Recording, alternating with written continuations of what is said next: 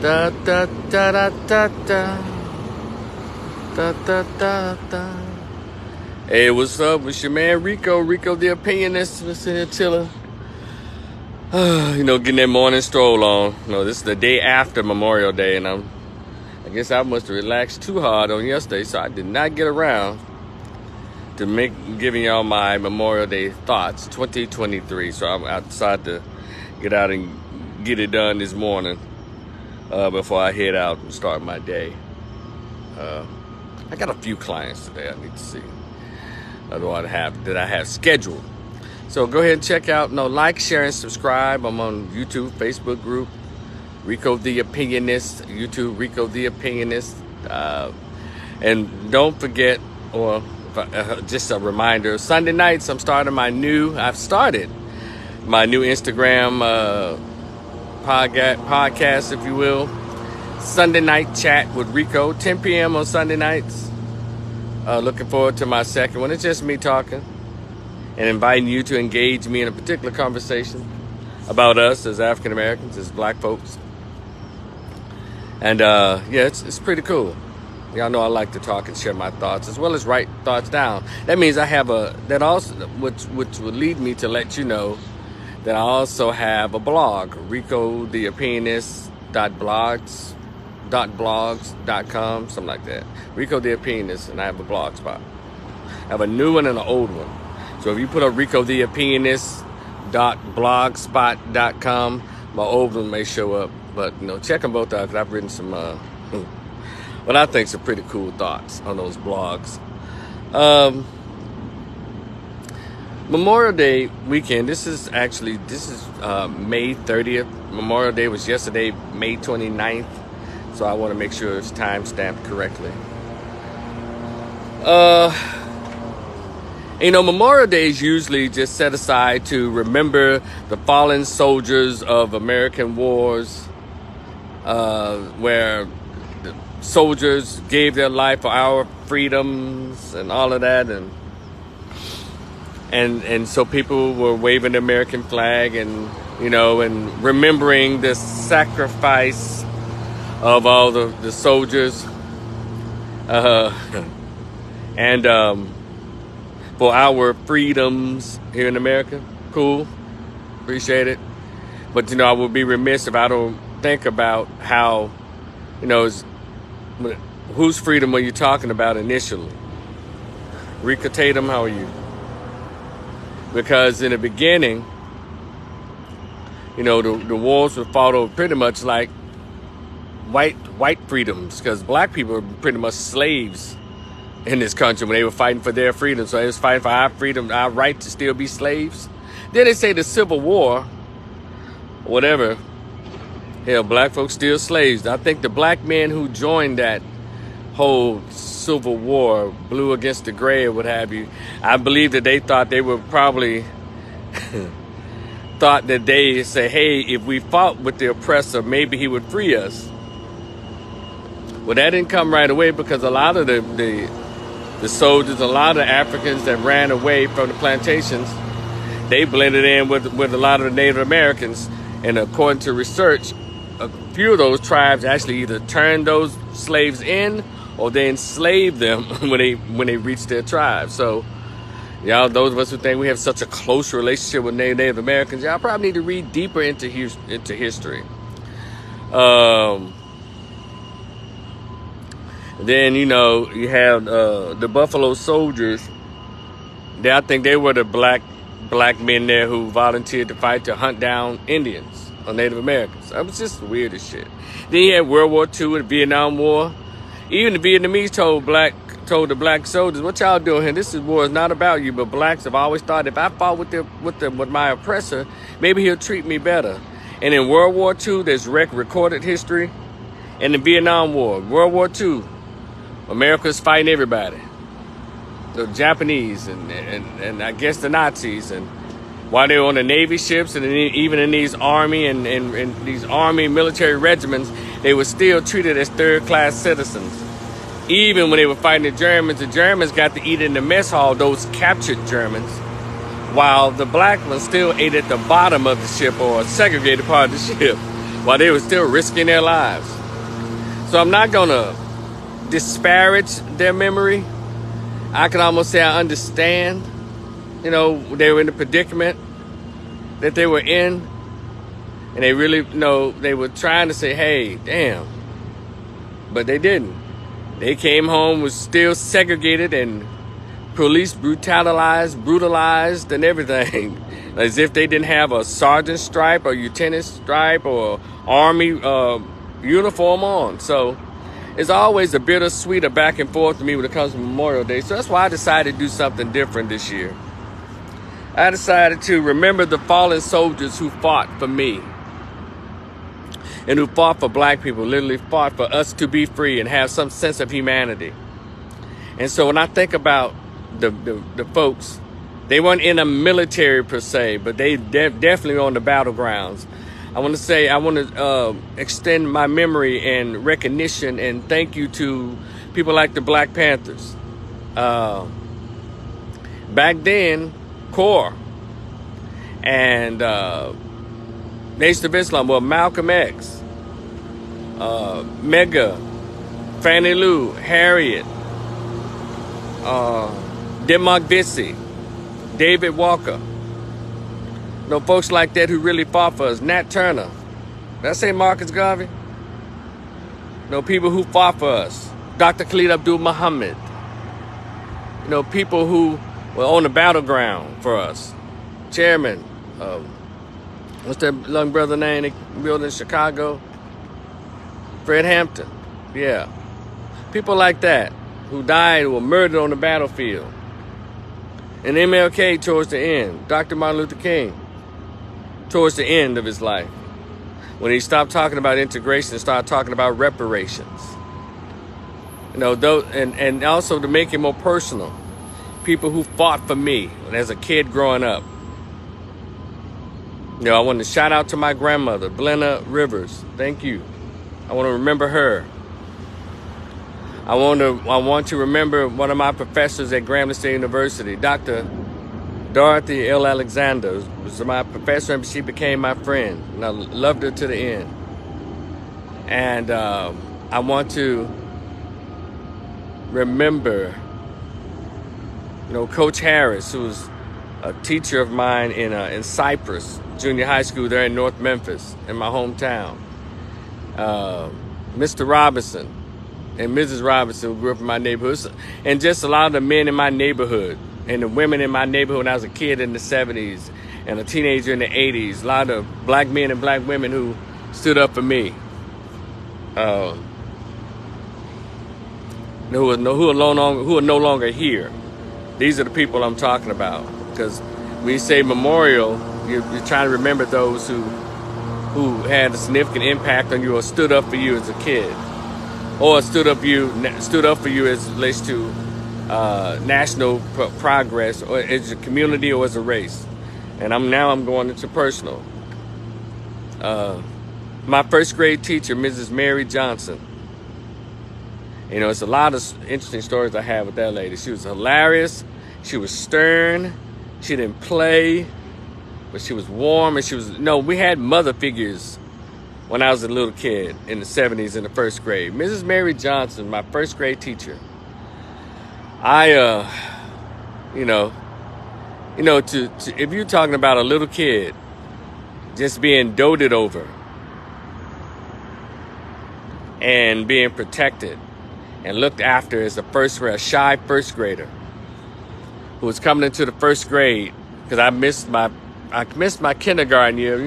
Back in the day, mom can get out and get your shots. And so, but I skipped kindergarten, went straight to the first grade. But luckily we had TV shows like The Letter People and Zuma Zoom Zoom and Electric Company and Schoolhouse Rocks. We learned to read. We learned to talk at home from watching TV programs. And so when I arrived in the first grade at 6 and 7, 6 years old. My birthday came up that January. I turned 7. And my teacher was just amazed at how advanced I was for someone who hadn't gone to kindergarten. I spoke, according to her, spoke well. I wrote I started off writing well because she taught me some things. You know, they teach you, but I caught right on to it. And Mrs. Mary Johnson was my teacher in 1976. And she was so impactful. I'm 54 years old, can remember everything. I remember when she used to eat fruit in the class, and those grapes looked so delicious, and she'd bite into a peach and peel off a banana, and she always ate fruit. And she was tough now because they were doing the day they would spank you in class. And she spanked. But she also encouraged you. And she didn't take any foolishness off of first graders. I said, she was pretty tough on first graders. Shoot. But with something that happened 30 years later or something like that, longer than that, I got a chance to reunite with her in my home in Memphis. I was still living in Memphis. I don't know. I think I looked her number up or something. I was just wondering about it. Whatever happened to her? That's how much of an impact she had on me. And I looked her up. Back then, they had telephone books in the 80s, and that's like in the 90s. Made up to early 2000s, but I know still in the late 90s, like 98, 99. I thought I'd look her up. And I saw Mary L. Johnson, Mary Johnson, and I called all the numbers. All of a sudden, I think I've called like 3 numbers, and I got to the 4th number. And all of a sudden, I heard there was this older lady's voice. I said, hello, my name is Mariko, and I'm trying to reach Miss Mary Johnson. Oh, hello, this is Mary Johnson. And that lady, now at this time, she's like 83, because she was in her 50s in 1976. And so, I said, Mrs. Johnson, who taught at Wells Station Elementary School? And she said, yes, I taught there. When teachers sounded very crisp and very coiffed in their delivery. She said, yes, I taught there. Who is this? I said, ma'am, my name is Mariko Rivers. I was in your 1st grade class. And blah, blah. She said, oh my goodness, Mariko. Oh my. And she was just, I was like, you remember me? She said, oh my God, yes, son. I remember you. How are you? And I'm telling you, I was just, if flowers could just burst out of a person's body, it just, oh my God, I was just, and we talked, I said, Miss, yes, blah, blah, blah, how are you? I'm doing fine, how are you? And I told her I told her I graduated from college and I had my master's degree, and I was working as social work and all that. She said, oh my goodness, and blah, blah, blah. So she said, will you come see me? Come to my home and see me. I like, well, yes, ma'am. And she gave me her address, and she lived there. I think she lived in Orange Mound, somewhere around there, either East Memphis. And I went to see her. And I knocked on the door, and this little old lady said, hello. She said, oh my goodness, how are you? And I'm like, oh my God, hey, Miss Johnson, And I went and I hugged her. She said, come on in here. And we sat down. Of course, she on the plastic on her couch and all that. And so we just talked and everything. She said, oh my goodness. And I said, I'm going to have to tell my mother that I saw you. Yeah, how's your mother? I said, she's fine. My mom just come up there and say hi, give reports and all that. And so we just chatted it up. She said, you know what? Wait 1 minute. She left her living room and she went to went to her bedroom, went to the back down the hall, and this lady came back with 2 sheets of tablets. See, in the 70s, I don't know if they did in the 80s, but I know in the 70s, we wrote our names. We learned to write in cursive. We learned to write our names correctly on tablets. And we had these fat pencils.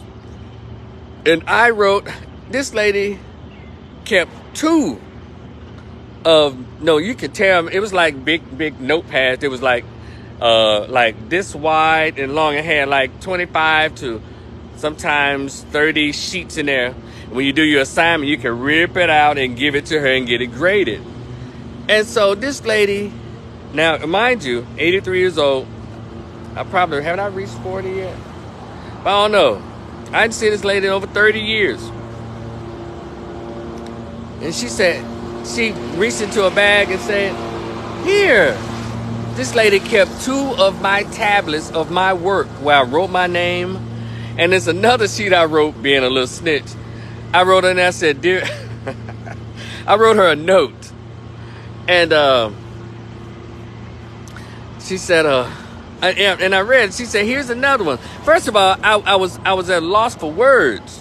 When I saw them, I looked, I said, Miss Johnson, you kept this? Oh, yes, I kept them all these years. And y'all don't know how moved I was. I was moved to tears. They were in my eyes, but I wouldn't allow them to fall down my face. I just couldn't believe it. I was overwhelmed, is just to put it lightly, to put it mildly. I was just so, oh my God. It was really emotional for your boy at that moment. And I read her. One of them just had me writing in cursive and writing my name and all that. The other one was, I learned that kids did back then. When the teacher leave you, and she'll leave a kid in charge. And I think she went out to step out to use the restroom and said, Mariko, you're in charge. And I said, so of course, I got right on it. I looked around and see who was talking. And then, so when she came back, I had written a note to her on my tablet paper. And I ripped it out and I gave it to her, right? I read the note. It says, hold on a second. It said, Dear Miss Mary Johnson, when you were out of class, I put a couple of students' names. They started talking when you left the classroom. I wrote a little snitch. I wrote a little snitch note, and I read it my writing. And I just couldn't believe it. I said, well, I'll be damned. I said, no, yeah, I was a little tattletale a little bit there. But she gave me an assignment. I understood the assignment. I love Miss Johnson. And it just, she gave those sheets to me. They were a little brown, but they were still clear. She must have kept them in a little plastic bag or something. I took those home and I immediately went to Kinko's. And I still have those. One of these days, if I'm reminded, I will show y'all those. I think it's in my storage somewhere. Those 2 I laminated them so I could have them forever. And that goes to show you what an impact that educators, that teachers can have on students. And also, for me, it just cemented, because I knew I really liked her as a little boy, as my teacher. And that right there said that, hold on. That gesture of that huge gesture that she did, it said that she loved me. Because I asked her, I said, anybody else? She didn't keep nobody else's stuff. That woman taught. And I asked her, how long did you teach after I left? No, how long had you been teaching? She said, I taught for 38 years.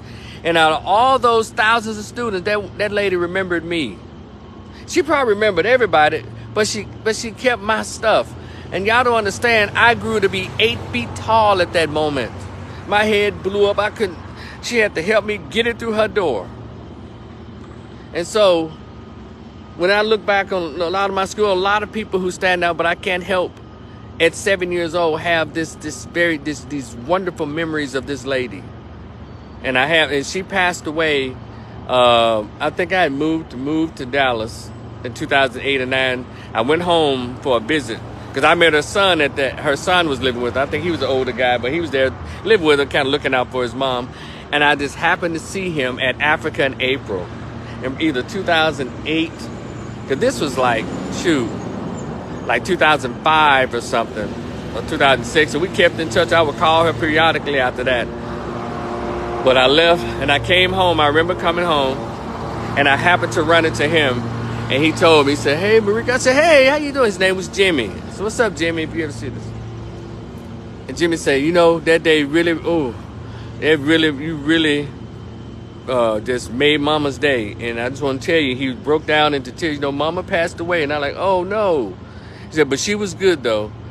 She was good all the way to the end. I said, well, I was so happy. I told him I was so glad I got to see her because I really loved her. And she was just really a shining spot for me. And as a little kid, introverted, shy, and household wasn't just that great. But I always came home. She always complimented me on my clothes. Whenever I did something, I remember, she used to say when we used to read and stuff in class, the kids read out loud. And then, you would stumble and all this, but Uh, and I would get a word. I would get a word right. She was like, "Good, way to attack that word, Marico. Good." It was like they were cheerleaders for you. And I remember this day when because they taught us how to read, enunciate, and all of that, and cursive, they just taught us back then. And she wrote this word on the board, and everybody in my class were trying to figure this word out. And and the word was I-S-L-A-N-D.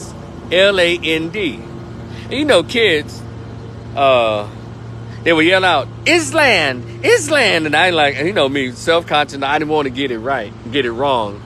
And so I listened. She said, no, look at the word and attack that word and understand.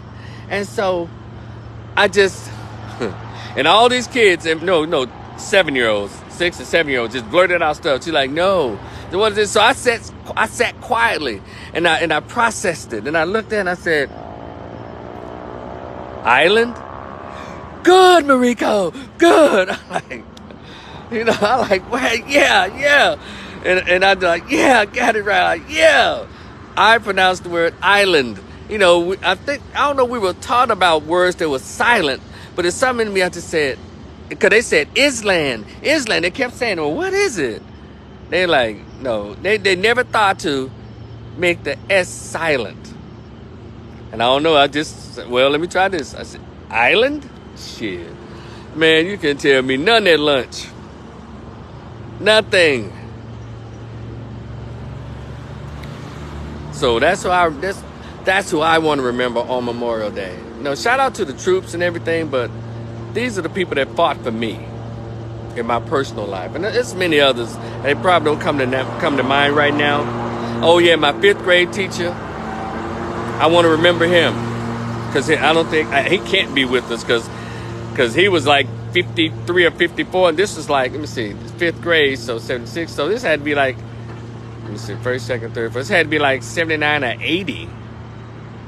He's like in his 50s then. So Mr.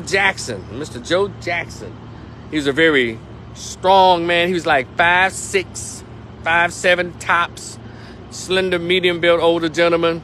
Walk almost like, if you know, just his voice, he had a regalness about him.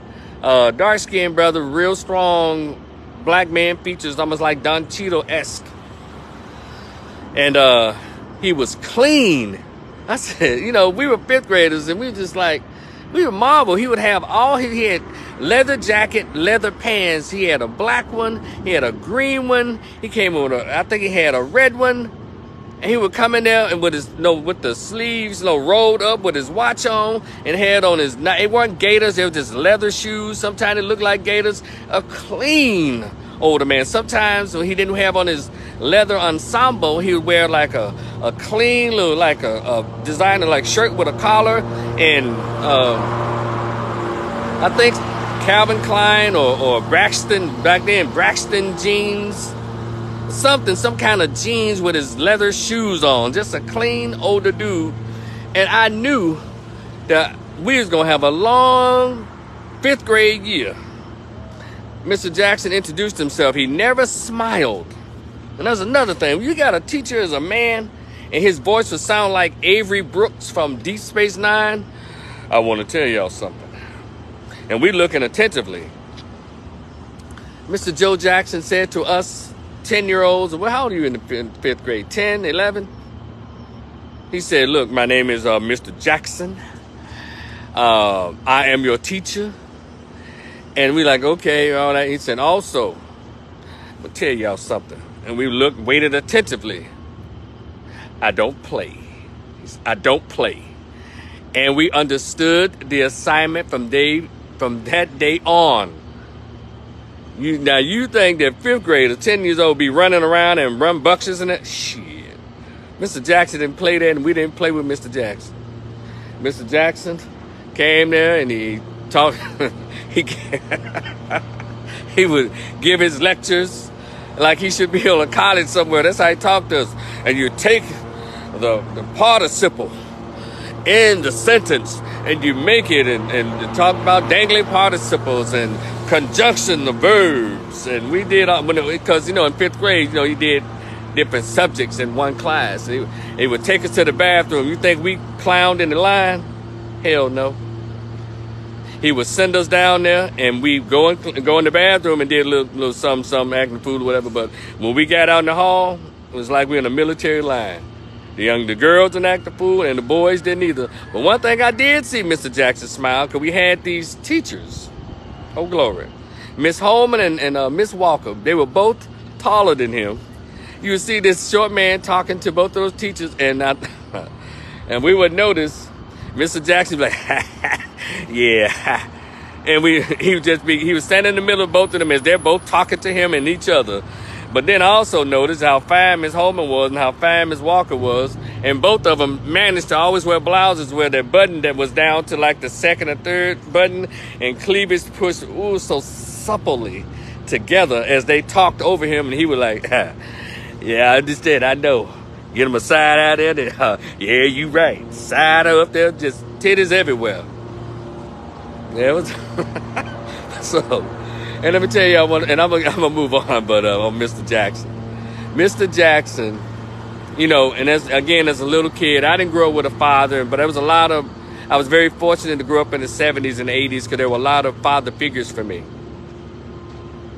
Certainly one in my household, but my neighborhood and my community had a lot of appropriate men, more so than it is today for these young fellas. I feel badly for them. But when I was a kid in the 70s and 80s, Mr. Jackson had us to play baseball. He said he played baseball in high school and college. And so it intimated he loved baseball. And so we have May Day. We had Cedric, we had this big old white kid. We had Cedric and him, and we had a few other dudes on the team who was really good at it. Me, I was kind of awkward, but I participated. And he told us, and we were winning, beating the other classes. He said, okay, it's not about, he told us specifically in that damn class before we went out there to compete in the softball tournament. He said, you don't want to try to hit pop fly balls all the time. You don't want to do that because they will catch them and they'll get you out.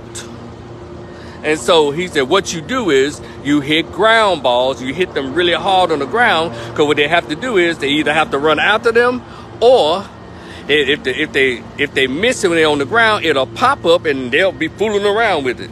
And so everybody understood. Now those boys who hit a pop fly ball, they understood if they hit the ball over in the trees, the ball would come out the trees and knock branches down, so the guys would take the gloves who are on the opposing team and do this to keep from getting hit in the head with a branch, so they'll get a home run or run across the base. And I be doggone, it was my turn. Man, let me tell you. It was the last thing, and I think it was up to me. I don't know how the pressure got on me. We had one more out. We were trying to save that, because we needed somebody else to bat after me in order for us to really seal the game. But, he came to me and I like, bow, I popped the damn ball, hit a pop fly. It was sailing. And then other teams took his glove up and pop, caught my fly ball. And that was the end of the game. I looked direct over Mr. Jackson. He had this mean look, like, he looked at me and told the whole class, come on. Like it was over. Like we going in. And I'm telling you, I was already short, but I felt the height of a turtle. I was like, man, they all like, Rico, man. I was like, man. And he Mr. Jackson looked at me like, come on. And we all gathered out our little metal baseballs and bats and our little stuff and went into the room, and I just, man, go, Mariko. He looked at me, just, y'all get ready to line up for the restroom. But still, I got past that. But Mr. Jackson, I'm telling you, made a huge impact on me. Brother, about discipline. He wasn't, he didn't express warmth. He was a very stern, he was a very meticulous and organized man. And so those are brothers, when I see in society who are like that, I love Avery Brooks, actors like him and Denzel, these brothers who don't play. You know, even in images in the movies, when I see black men who don't play in the movies, they're uncompromised. You know, and people like, you know, the very first masculine male figure that I saw that was a black man on television when I was a little kid in 1980. I was like 10 years old. I don't know how I saw this movie. I guess they were playing it on television. The movie was called Ragtime, and it starred Debbie Allen when she was a young little cute little something then. And Debbie Allen, the old gangster movie guy, Jimmy Cagney, you dirty rat, you dirty rat, you dirty rat. Well, James Cagney, he was about 75, 80 years old, I think he was playing the mayor of the police chief. And Howard Rollins was playing Cole Walker Brown or Cole Porter Walker. Howard Rollins. Now I'm talking about Howard Rollins, the actor. We all knew his private life was on some other shit. But his image in that movie solidified for me how I want to see and how I portray myself publicly. Howard Rollins, very good movie, yeah. What'd you say? Hold on, brother. He said, Howard Rollins, very good movie, yeah. It was called Ragtime. Thank you, Conrad. It's called Ragtime. I love that movie. And Howard Rollins didn't play. He drove into town getting ready to marry his young fiancee, Debbie Allen. He drove into town to do something. He was dressed nice. And for him, in the 1800s or 1700s, you know, blacks were still being treated like trash. For him to be a black man, to have a brand new, what would be considered a Tesla today or big body Cadillac thing. He drove in a new car. And those racist firemen, they saw him across the street. How can a nigga afford a car like that nice? Oh yeah, then he came out, that man had so much horse and mule doo-doo all over his car. They trashed that man's car. Doo-doo and hay and shit all over his car. And he kidnapped their ass. I'm not leaving here till somebody cleans my car. And he meant it. And the drama of it all, the intensity of it all. I said, that's right, brother. Don't let them do you like that. And I was a little kid. And that image of black men in the movies and television burned through my pupils and hit my brain. And so that's why, if y'all wonder why I'm so critical when I see black male representation in movies and TV shows, I'm very critical because I was given a blueprint, come on somebody, of how black men can behave and be presented in these movies. So when I see these brothers right here doing some Tu Wong Fu, shame on you, Wesley Snipes, and you were Blade. When I see these brothers, you know, the Wayans brothers doing White Chicks and all that shit, you know, of course Tyler and all that foolishness, and you know, and even though, or in the movies they playing just weak and bitch ass dudes in movies, you know, I just shake my head. And so y'all know I don't watch these movies where black men are hooligans and thugs and gay characters and getting their cheeks clapped by other men. I don't watch that shit because I was given a blueprint. You know, before then, grown people before me or children before me were given a blueprint when they saw Sidney Poitier, people like him, and Harry Belafonte, you know, back in the day, how men can still be dignified even during those days of segregation and black men were treated like trash. They didn't have to go for the Sambo road. Well, a lot of them did because that's the only way you could get in. But the images do matter. So I just want to remember those folks who fought for me and gave me a positive example to live up to and look up to, you know, who passed on. So that was my Memorial Day. That's what I did on my Memorial Day. You know, I remember those who fought for me, you know, those I didn't know. You know, I named the human rights leaders, the folks who are out, the activists, as well as people in my life. So, but anyway, I hope y'all had a good Memorial Day weekend and good Memorial Day. I didn't see too many people barbecuing though. That was weird. I didn't either. I barbecued in the oven. No, but I didn't pull out the grill. You know, something's falling off in this country, man. But anyway, I digress. Who's this? Brent Smith, what's up?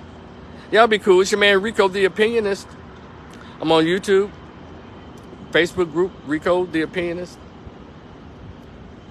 TikTok and Twitter, and my new show Sunday nights at 10 p.m. Instagram, Rico_the Opinionist. Y'all be cool. I'll talk to y'all later. Enjoy the rest of your day. Peace.